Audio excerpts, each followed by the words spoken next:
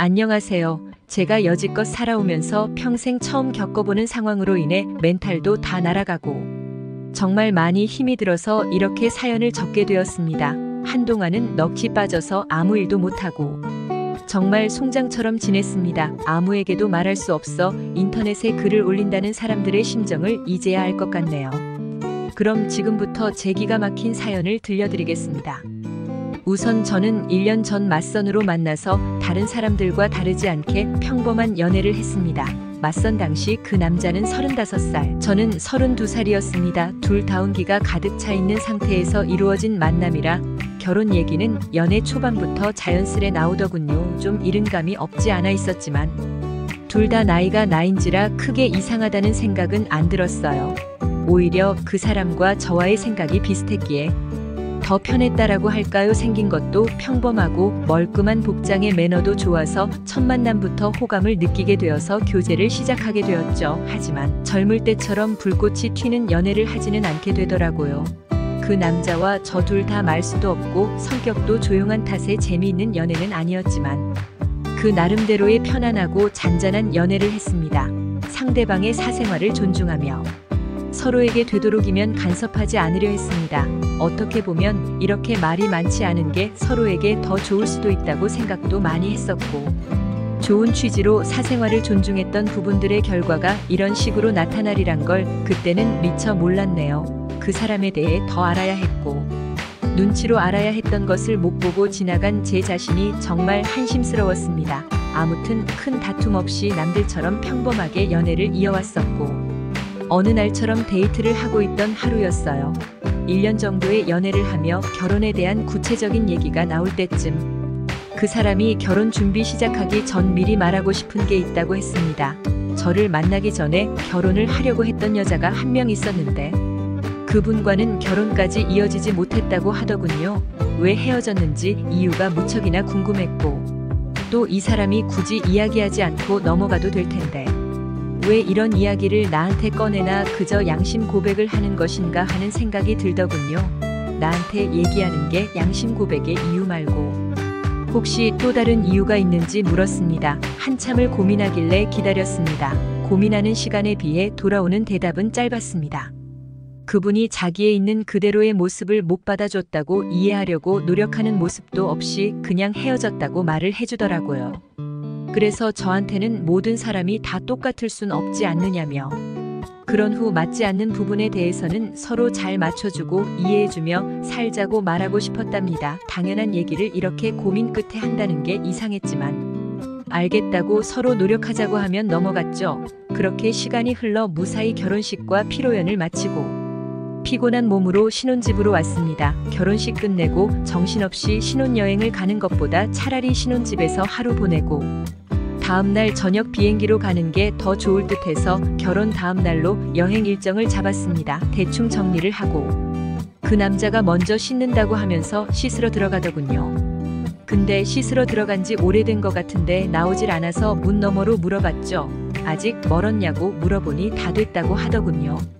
그리고 또 10분이 흘렀습니다. 뭘 하길래 이렇게 오래 걸리냐고 나도 씻고 싶다고 하니 금방 나간다고 하더군요. 그리고 또 20분이 흘렀습니다. 기다리면서 슬슬 화가 나더군요. 지금 들어간 지 1시간 다 된 것 같은데 무슨 일이 있는 거냐고 물었더니 나직막한 목소리로 이제 다 했으니 나간다고 대답해서 저는 얼른 씻고 쉬고 싶다고 말했습니다. 그로부터 또 10분이 지났습니다. 정말 별의별 생각이 다 들었습니다. 혹시 하수구가 막혔나? 제 성격이 조금 급한 부분도 있던 터라 도저히 이해가 가질 않았죠. 하지만 말을 걸면 바로바로 대답을 하기 때문에 어디 미끄러져 다친 건 아닌 것 같고 신혼 첫날 밤이라고 무슨 이벤트를 준비하는 건가 애써 화를 누르며 또 기다렸죠. 결국 인내심은 한계에 도달해버렸고 끝끝내 참다 못해서 문을 벌컥 열고 들어가 봤습니다. 그런데 제 눈앞에 펼쳐진 광경에 너무나도 충격을 먹어서 얼음이 되어버리고 말았죠. 그냥 그때 느꼈던 감정을 어떤 말로도 표현할 수가 없을 정도였습니다. 화장실 안으로 들어가 보니까 말로 표현 못할 만큼 이상한 복장을 하고 있었고 한 손에는 어디서 구했는지도 모를 이상한 걸 들고 변기 뚜껑 위에 쪼그리고 앉아 있더라고요. 뜨거운 물을 계속 틀어놨는지 안경엔 김까지 서려 있어서 더 충격적이었죠.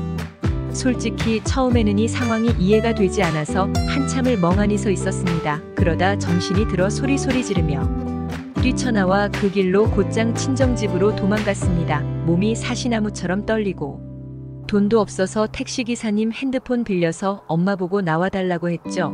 엄마와 아빠, 남동생은 저한테 둘러앉아 도대체 무슨 일이냐고 다그쳤지만 1시간 동안은 울면서 아무 말도 못했습니다. 시간이 지나고 차츰 마음이 가라앉혀지고서야 일단 나를 보호해주는 가족과 같이 있다고 생각하니 조금 안정이 되더군요. 그때를 다시 생각하고 싶지 않았지만 정말 어렵게 그 상황과 그 얘기를 꺼냈습니다.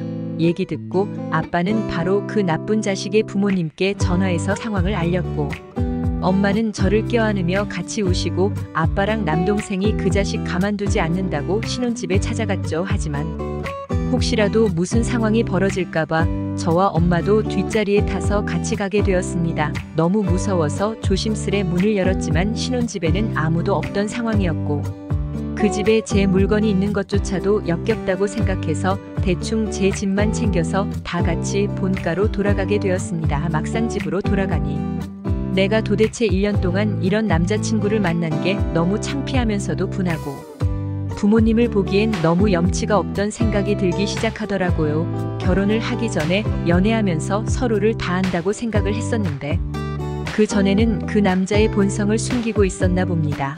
아무것도 눈치채지 못한 제 자신이 정말 너무나도 한심합니다. 그 일이 있고 며칠이 지났는데도 아직 연락도 되지 않고 있고 아무런 조치를 취하지 못했네요. 혼인신고는 안 했지만 결혼식까지 올렸는데 말이죠. 정말 인생이 너무 허무하네요. 아무래도 제 인생에 있어서 결혼은 이루어질 수 없는 꿈만 같은 일인가 봐요.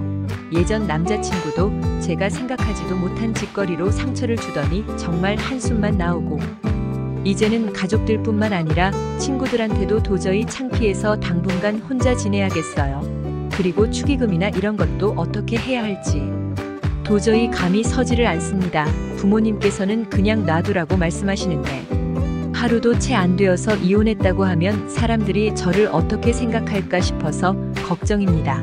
그냥 친척분들은 평생 한 번 오신 거라고 생각하고 주변 지인들과 친구 그리고 회사 직장 동료들한테는 축의금을 돌려주는 게 어떨까 생각하고 있습니다. 솔직히 저도 억울하다면 억울하고 제가 피해자니까 이해를 해주지 않을까 하는 생각인데 여러분들 생각은 어떠신가요? 정말 하루하루가 너무 답답하고 한숨만 늘어가고 이 상황을 빨리 잊고 지냈으면 하는 바람이 가장 클 따름입니다. 오늘까진 충격 속에서 송장처럼 보냈지만 내일은 변호사 만나서 법적으로 어떤 조치를 취할 수 있는지 알아보려 합니다. 제 사연을 읽어주셔서 감사드립니다.